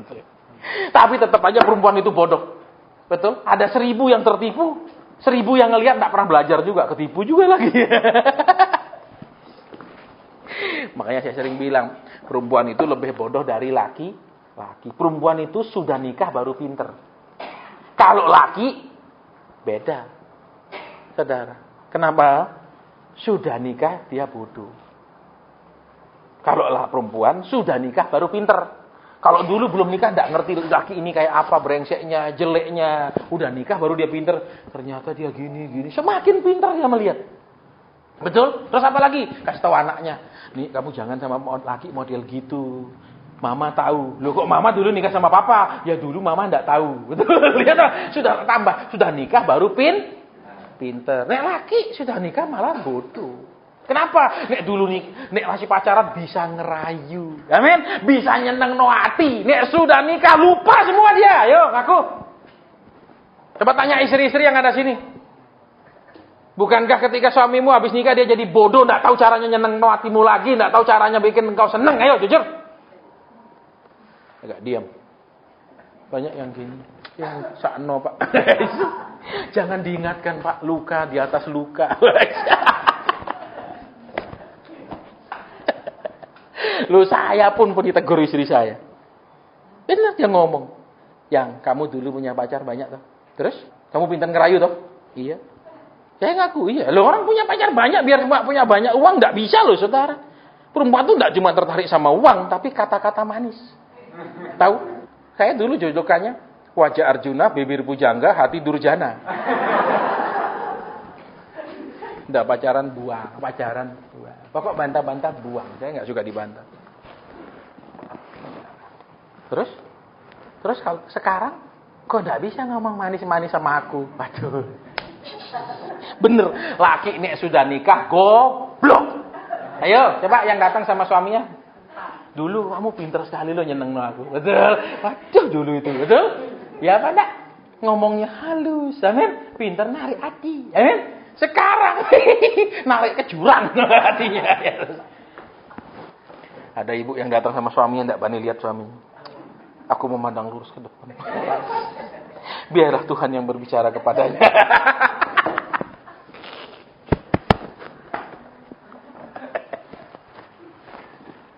Loh iya saudara, jadi saya pernah ngomong gitu. Terus saya bilang iya benar. Saya ngaku iya. Kenapa? Kadang kurang manis sama istri. Karena kenapa? Ya sudah merasa milik. Kalau belum dapat jadi istri kan masih dirayu terus supaya dapat. Begitu sudah dapat ya sudah dapat deh. Saudara kapan mancing ikan sudah saudara dapat naikkan ikannya, terus saudara kasih umpan lagi ya kapan? Enggak ada, begitu naik sudah saudara sembelih, goreng, bakar, panggang gitu. Ya enggak? Kayak kalau punya anak perempuan ajar. Ya, tadi. Nih, kamu yang banyak ngomong. Jangan kamu dirayu terus sama dia. Kamu ngomong, dia dengarkan enggak? Dia dengarkan enggak? Terus kamu ngomong. Uji terus. Ya dah. Kalau dia terus yang ngomong, nanti kamu nikah, kamu ngomong, dia enggak bisa. Berubah kayak gitu. Maunya dia apa? Ya kamu tetap jangan banyak ngomong. Begitu tau laki-laki sering kali. Halo? Kita seneng wanita istri enggak banyak ngomong tuh. Ya apa enggak? Kok diem begini heran, ya toh? Padahal wanita kalau sudah nikah dia memang sifat keibuannya keluar, ingin ngomong, nasihati, kasih pendapat dan segala macam itu kan keluar, amin. Dan laki biasanya sudah tidak senang kalau sudah begitu. Makanya supaya suamimu senang kembalilah seperti dulu, betul? Banyakan dia ngomong gak dengarkan, nunduk, maju merah. Loh iya, orang pacaran itu kan saling tipu. Yang perempuan sifat buruknya tidak dikeluarkan, yang laki sifat buruknya disembunyikan. Ya tak? Sudah nikah keluar semua, baru sama-sama stres. Kok pinter? Siapa yang ngajar? Ular. Di Taman Eden, betul. Sudah berhenti ya. No, sudah ingat. Jangan hanya ingat janji Tuhan. Jangan hanya ingat nubuatan-nubuatan. Jangan hanya ingat ayat-ayat Tuhan tentang berkat, kekayaan, pertolongan, dan lain-lain. Mulai ingat hukum Tuhan. Dan berhenti maksa-maksa Tuhan supaya nurut. Kitalah yang nurut Tuhan. Jangan terus paksa Tuhan nurut. Kalaupun dijawab, seringkali malah petaka di balik itu. Pukulan di balik itu.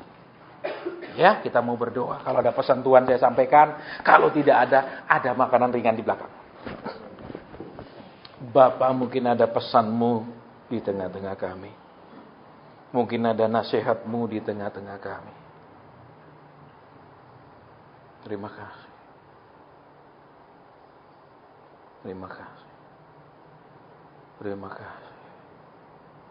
Terima kasih. Kenapa dia Tuhan?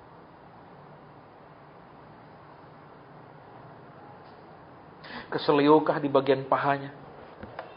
Atau ada penyakit apa di bagian paha ini Tuhan?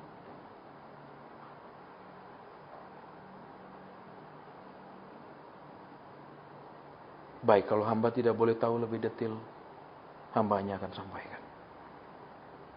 Terima kasih. Amin. Saudara, ada yang butuh didoakan, paha bagian dalamnya ada bermasalah.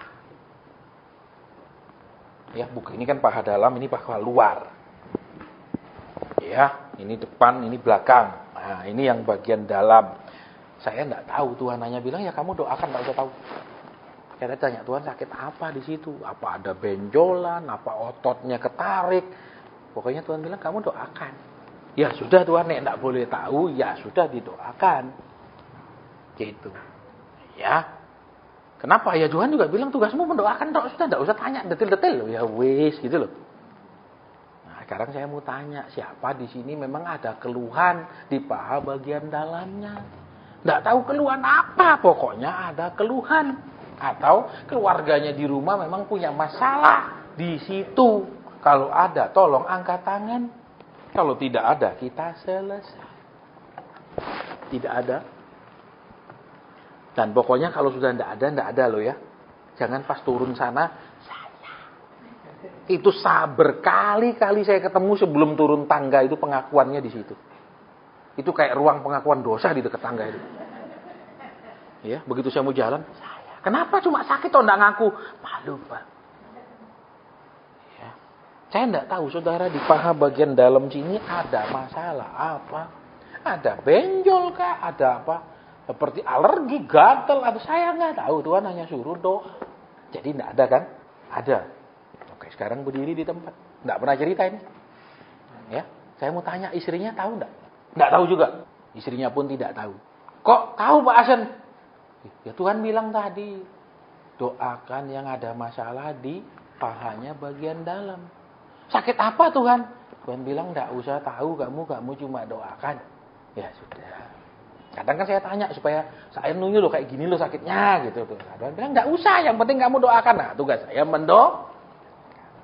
Sekarang supaya saudara juga terbiasa mendoakan orang, arahkan tangan ke sana. Doakan benjolan itu, kutuk benjolannya, jangan kutuk orangnya. Kutuk benjolannya mengecil dan hilang sampai ke akar-akarnya. Ayo, sekarang doa. Boleh ngutuki penyakit, jangan kutuki orang. Kami mengutuk benjolan itu, gitu. Yang ayo, sekarang doa CW. Arahkan tangan ke sana. Doa sendiri, saya tidak pimpin supaya terbiasa. Engkau melihat anak-anakmu Tuhan berlatih apa yang kau tulis di firman-Mu, bahwa kami berdoa buat orang sakit dan orang itu sembuh. Engkau lihat anak-anakmu mau berlatih, mau menjadi pelaku, mau mendoakan. Engkau menghargai iman kami, Engkau menghargai doa kami dan mendengarkan doa kami bersama. Roh Kudus terima kasih. Tuhan Yesus terima kasih. Terima kasih. Terima kasih. Terima kasih Tuhan. Terima kasih benjolan ini sudah dikutuk sampai ke akar-akarnya. Tidak membesar, tapi mengecil dan hilang. Terima kasih. Terima kasih. Dalam nama Tuhan Yesus. Dalam nama Tuhan Yesus. Bapak mungkin ada lagi.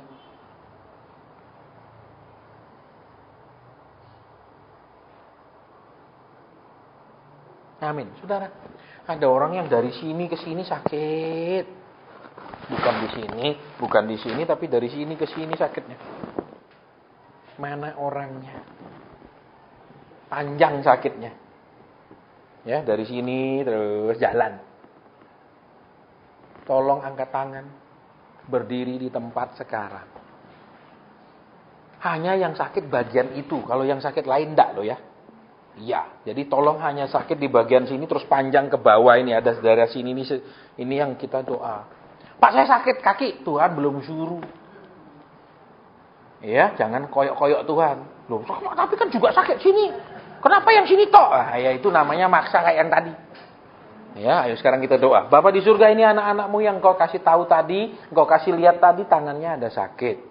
Kami mau bersama-sama berdoa, memohonkan kasih karunia kepada Tuhan Yesus yang mengasihi kami, supaya anak-anakmu ini sembuh, supaya anak-anakmu ini pulih, supaya anak-anakmu ini bisa menjalani hidup hari-hari dengan baik. Tuhan memberi pertolongan, Tuhan menjamah, dan memberikan kesehatan yang baik. Terima kasih Tuhan, terima kasih. Amin. Saudara, saya mendengar kata nanah.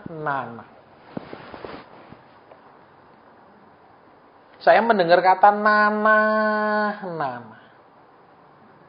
Saya tidak tahu orang ini sakit apa, tetapi bernanah.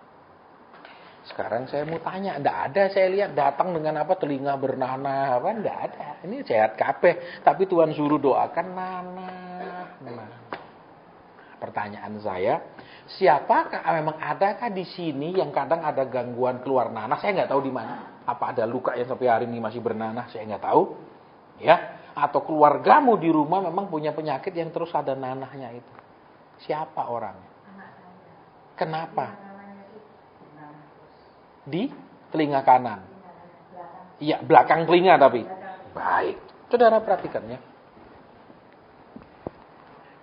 Ketika firman disampaikan, seperti yang Tuhan mau, bukan seperti yang saya mau, dan bukan juga seperti yang saudara harapkan saya khotbahkan, Tuhan akan menyertainya. Karena Tuhan bilang, ya aku suruh kamu ngomong gitu. Bukan, aku tidak suruh kamu ngomong gitu kok. Kenapa kamu hibur-hibur terus anak-anakku? Padahal aku kesel sama mereka. Aku mau mereka belajar. Kamu kok hibur terus? Janjikan aku mau kasih hadiah mereka. Janjikan, dikepruk saya sama Tuhan. Saya tidak tahu. Boleh tanya, pernah cerita tidak anaknya punya bernanah? Tidak pernah. Tidak tahu, Tuhan bilang nanah. Terus gimana? Ayo doa. Loh, kenapa begitu? Nah itulah Tuhan. Dia maha kuasa, tapi dia mau ajak anaknya kerjasama. Loh, dia bisa sembuhkan sendiri? Bisa, tidak pakai anak-anaknya. Makanya nek jadi orang tua, punya anak itu diajak kerjasama. Bukan cuma diperintah-perintah, suruh nurut, tok. Tuhan itu ngajak anak juga kerjasama. Kalau gitu, anak nurut. Kamu umurmu berapa? Yang mana yang lebih banyak makan garam? Ya cocok makan garam kebanyakan, makanya darah tinggi. Oke, sekarang kita mau doakan nama anaknya siapa? Nama panggilannya Albert. Kita mau doa. Ayo saudara, kita bersepakat sehati berdoa buat nanah yang di belakang telinga, bukan di dalam telinga, belakang telinga. Bapa di surga, kami mau berdoa buat anak kekasih-Mu Albert Tuhan, yang seringkali bernanah ternyata seperti yang Kau katakan nanah. Kami mau bersepakat, apapun penyebabnya tuh nanah ini tidak pernah berhenti keluar, dalam nama Yesus sekarang kami tengking, kami mohonkan kesembuhan kepada Bapa di surga. Segala macam penghalangnya ini kami usir keluar, dan silahkan Bapa menyembuhkan dia total. Supaya menjadi kering, tutup selamanya, tidak ada lagi nanah-nanah di bagian itu. Terima kasih. Terima kasih buat kasih-Mu yang dinyatakan. Perhatian-Mu yang disampaikan. Terima kasih. Ada lagi Tuhan. Ada lagi Roh Kudus. Kami akan mendengar bahwa nanah itu berhenti keluar dan kesembuhan yang terjadi sepenuhnya.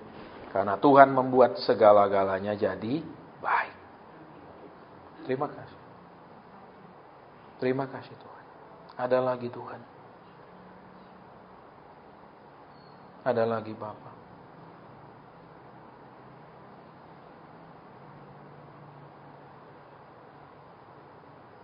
Amin. Saudara, saya mendengar kata rambut. Padahal di sini tidak ada yang rontok habis. Rata-rata masih apik rambutnya semua. Tapi rambut. Saya tidak ngerti siapa yang terus ngeluh rambut. Tidak tahu kenapa rambutnya lah. Tidak ada yang merotol gitu kok di sini. Tapi Tuhan suruh doakan yang punya keluhan dengan rambutnya. Siapa? Kenapa? Tidak terlalu kelihatan padahal ya. Tapi memang kalau itu, kita lihat saudara masih tebel dong. Ya, tapi ternyata dia sendiri mungkin rasa waktu mandi banyak sekali itu. Siapa lagi? Berdiri di tempat sekarang kita mau berdoa. Iya, wakili dia.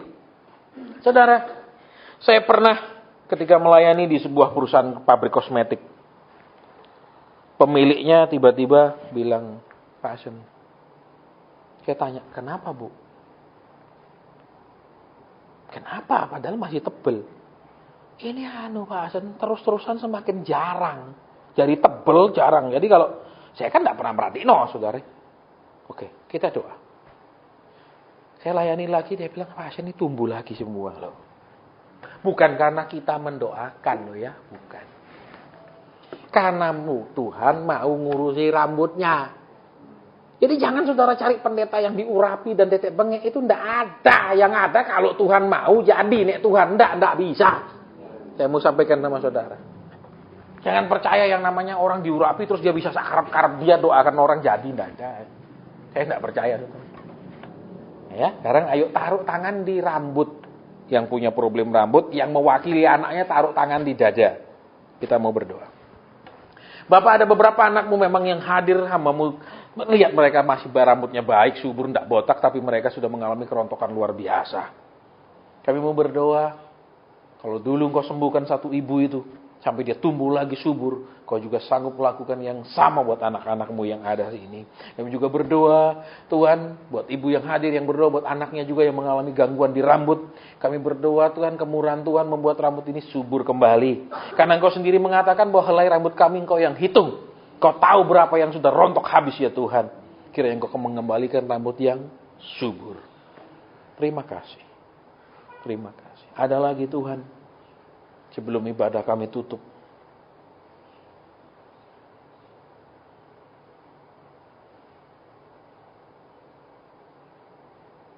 Maksudnya kenapa ya Tuhan?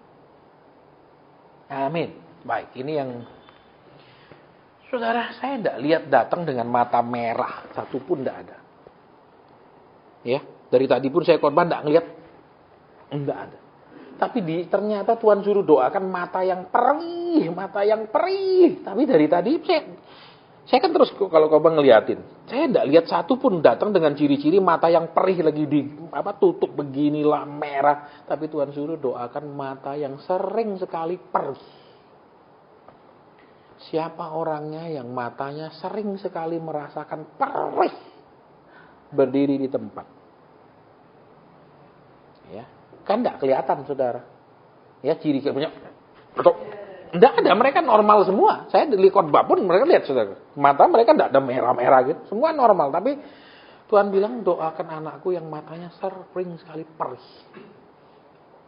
Ya, kita mau berdoa. Taruh tangan di mata. Kita mau berdoa. Tuhan, Engkau tidak hanya mengajar kami, tapi juga Engkau mengasihi kami. Engkau tidak hanya menegur kami, menuntun hidup kami, tapi Engkau juga menyembuhkan kami. Terima kasih. Ini anak-anak-Mu ya Tuhan, yang memang matanya sering perih. Memang tidak kelihatan, tidak memerah saat ini, tidak dikucek-kucek saat ini, tetapi mereka sering mengalaminya. Kami mau berdoa, kiranya kesembuhan terjadi. Kami memohon kepada Tuhan yang penuh kasih dan sayang untuk kesembuhan. Kami mohon belas kasihan Tuhan untuk menjamah. Dalam nama Tuhan Yesus Kristus. Kiranya penyakit ini meninggalkan mereka. Dan kesehatan yang baik terjadi. Terima kasih. Terima kasih. Amin. Saudara, saya disuruh berdoa buat orang ini. Kalau sudah ditekuk gini, terus sakit deh kalau mau diluruskan. Mana orangnya? Kok tahu Pak Asen saya ngelihat lutut yang ditekuk terus ketika mau diluruskan itu ya. Berdiri di tempat sekarang. Pak itu kan kasih glukosamin naik. Oh, bisa juga saudara, nek sudah bantalanin entek, dikasih glukosamin seberapa juga ndak nolong. Ya, kita mau berdoa. Taruh tangan di bagian lutut yang kalau sudah ketekuk ndak bisa diluruskan lagi, sakitnya minta ampun itu. Kalau sudah lurus juga ditekuk juga sakit sekali. Taruh tangan di sana, kita mau berdoa sekarang. Ketika Tuhan hadir, dia juga membawa kesembuhan. Ketika dia hadir, dia mencurahkan kasih. Ketika dia hadir, dia menyatakan perhatian. Dan ketika dia hadir, dia mendemonstrasikan kuasanya kepada hidup anak-anaknya. Kami tidak berdoa buat hal ini, tapi silakan Tuhan yang menjamah mereka dan memulihkan mereka. Sakit di lutut ini dilepas dari mereka, diangkat, dan lutut mereka jadi baik kembali. Tuhan sanggup memperbaiki karena Tuhan yang menciptakan, Tuhan sanggup memperbaiki semua bagiannya. Dalam nama Tuhan Yesus Kristus. Terima kasih. Terima kasih. Apa ini Tuhan? Apa maksudnya Tuhan? Hamba lihat tapi hamba tidak mengerti. Apa maksudnya?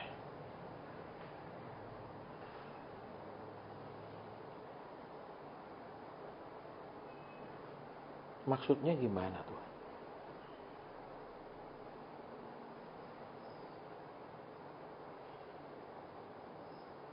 Amin. Saudara, saya melihat satu amplop. Tiba-tiba amplop itu hilang. Terus kembali. Ada seruan seperti itu. Berarti ada di antara kita yang hadir saat ini pernah kehilangan, bukan jatuh uangnya, bukan. Entah rugi, entah bangkrut, kokot, ditipu orang, dipinjam orang, nggak balik karena amplop itu tiba-tiba blep hilang. Terus kembali. Jadi sampai saat ini saudara sedang bergumul supaya itu bisa kembali. Mana orangnya? Mohon berdiri. Hanya satu orang. Pokok habis ini ndak ada lagi tempat pengakuan dosa di dekat tangga ya. Saya nek mau turun, saya turun. Ojo diadang-adang lagi. Ya, kembali Tuhan, kembali. Jadi engkau berharap jumlah itu kembali lagi, kembali Tuhan. Kita mau berdoa. Ya. Bapa di surga, ini anak-anak-Mu, hamba tidak tahu apakah kekurangan, kehilangan, kerugian itu, uang itu. Tapi mereka berharap buat itu kembali. Kami mau berdoa. Engkau tidak kurang mujizat untuk melakukannya. Engkau tidak kurang kuasa untuk melakukannya. Kami mohon kemurahan-Mu ya Tuhan. Kami mohon belas kasihan-Mu ya Bapa. Kasihani anak-anak-Mu ini. Biar kelak mereka lebih berhati-hati. Kelak mereka lebih bijaksana. Kelak mereka juga Tuhan waspada. Supaya tidak terulang. Engkau punya cara. Dalam nama Tuhan Yesus Kristus. Amin. Silakan duduk. Saya cerita sedikit supaya saudara mengerti. Beberapa tahun lalu, saudara, ya sekitar 6-7 tahun lalu, saya berkunjung ke salah satu teman yang punya hobi sama dengan saya. Nah, sementara saya ngobrol dengan dia di teras rumahnya, saya dikasih penglihatan oleh Tuhan. Ada satu balok, tapi itu bukan balok, satu lempengan besi, sedang dibor. Lempengannya tebel, sedang dibor, itu hampir tembus. Saya tidak ngerti. Dia tidak kerja besi. Terus saya bilang, saya melihat satu lempengan besi sedang dibor. Jadi hampir tembus, ini kira-kira lagi 2-3 cm, tembus jadi lubang. Saya bilang, tapi saya tidak mengerti. Dia juga bingung, ngapa ya Pak? Ya, saya tidak kerja besi. Saya tidak kerja bengkel. Ya, saya bilang, saya juga tidak tahu. Ya. Kemudian Sudah lama sekali kemudian, saudara, saya ketemu lagi sama dia, baru dia kesaksian. Ya. Jadi sekitar 20 tahun yang lalu dari waktu itu, keluarganya dia ini dipinjemi emas sekian kilo, emas batangan, oleh keluarga dekatnya juga minjem emas batangan. Terus 20 tahun tidak ada kabar. Ditagih pun, jurus apa namanya itu? Nah, jurus lindung bersabun. Saudara tahu lindung licin ini luar biasa, pakai sabun lagi. Minta ampun, ya. Tidak beberapa lama ya, berapa bulan. Saya ketemu dia setahun kemudian, memang lama saya tidak ketemu dia. Tapi berapa bulan sejak penglihatan itu, tiba-tiba keluarganya itu ngomong, saya dulu utang kalian sekian kilo ya, saya kembalikan semua. 20 tahun tidak dikembalikan. Dikembalikan. Loh, kalau emas tidak rugi loh, saudara. Kalau uang 20 tahun dikembalikan jumlah sama, oh rugi fatal. Ini emas 20 tahun harganya dah berapa? Saya ingat tahun 77 itu cuma 2.300 segram. Dikembalikan semua. Sekian kilo dikembalikan. Loh, bagi Tuhan nek mau ndak mustahil loh. Lah masih kan keluarganya masih keluarga. Nagih ya piye, masih keluarga, bawa ke pengadilan ya piye. Ya serba salah semua, saudara. Jadi ya sudah 20 tahun sudah sekian kilo hilang. Dikembalikan oleh keluarga. Makanya aneh tuh. Ini tebel sekali besinya lagi dibor hampir tembus. Ternyata 20 tahun proses, saudara. Tapi kembali. Jadi kalau saudara, aku mungkin rugi, masa iso? Buat Tuhan yang Tuhan tidak bisa cuman bohong, nggak bisa, saudara. Kalau kita bohong pinter, amin. Tidak ada yang ngajar pun bisa, amin. Ayo, pernah tidak saudara diajar kita? Pernah tidak diajar sama orang tua kita, sama papa kita? Gini loh nak, nanti nek kamu kawin ya cara bohongi istri gini. Tidak ada loh, tapi bisa, amin. Ya apa enggak? Terus ibu-ibu juga tidak pernah diajar tuh sama ibunya dulu, ya nih. Kalau kamu besok, nek kamu nikah besok, cara ngantip uang suami gini. Tidak ada loh. Tapi bisa. Ayo, ya. Bukan berarti saya semua. Tidak loh. Masalah kalau yang jahat semua kita tidak usah diajar bisa. Tapi yang baik diajar berkali-kali pun kadang-kadang tetap tidak bisa. Itu anehnya, saudara. Amin. Jadi yang tadi mungkin ada rugi. Mungkin ada dipinjam orang. Ya macam-macam. Dan kita kepingin itu kembali. Kita sudah berdoa. Makanya saya cerita supaya saudara, masa iso? Ya, kalau Tuhan mau ya bisa, apa yang enggak bisa? Betul? Bayang no saudara, 20 tahun kan sudah istilahnya wis balas lah sudah. Mau apa lagi 20 tahun enggak ada kabar? Tiba-tiba orang tuh digerakkan lagi, aku ngutang dulu sekian loh. Aku kembalikan semua. Sejumlah yang dia utang lagi, dikembalikan sekian kilo. Luar biasa. Padahal ya sudah, orangnya juga sudah tidak nagih lagi. Ya ban-ban kamsya atau tidak ditagih, amin. Sudah malah orang itu tergerak mengembalikannya. Ya, kalau Tuhan mau, ya makanya saudara, jangan masa iso. Buat Tuhan tidak ada yang mustahil. Termasuk juga tidak mustahil membuang anak-anaknya terus ngelawan. Jangan merasa, wah Tuhan Allah kasih. Dia Allah kasih, tapi buat dia tidak ada yang mustahil. Buang anaknya pun bisa. Buktinya orang Israel diajak keluar, tapi di padang gurun dimatikan semua. Betul, tidak mustahil. Jangan cuma berpikir tidak mustahil yang maksudnya mujizat-mujizat. Nek dia bosan, dia buang ya. Buat Tuhan tidak ada yang mustahil. Sekalipun kita melayani Tuhan, tapi kalau bikin sakit hati Tuhan terus, dia bisa buang. Tidak mustahil. Jangan saya kan melayani Tuhan masih ingat jasa saya dulu. Enggak. Kalau kelewat nyakitin dihapus. Baca kitab Yesaya, betul? Kalau orang benar tapi kemudian dia berbuat dosa, segala kebenarannya tidak diperhitungkan. Tapi orang berdosa kemudian dia bertobat, segala dosanya tidak diperhitungkan. Itu kata firman. Jadi sekarang kita mau menikmati makanan ringan di belakang. Terus tidak ada doa, tidak ada. Kenapa? Dengar firman, lakukan itu lebih daripada berdoa. Daripada didoano tapi tidak melakukan, tidak terjadi. Ya wis sudah, kita ketemu lagi tanggal 7. Setuju. Nek mau ketemu. Nek masih mau dengar firman pengajaran. Nek sudah ndak mau belajar ya ndak bisa dibilang ya wis. Ya wis, sekarang kita menikmati yang di belakang. Sudah selesai. Amin. Glory haleluya.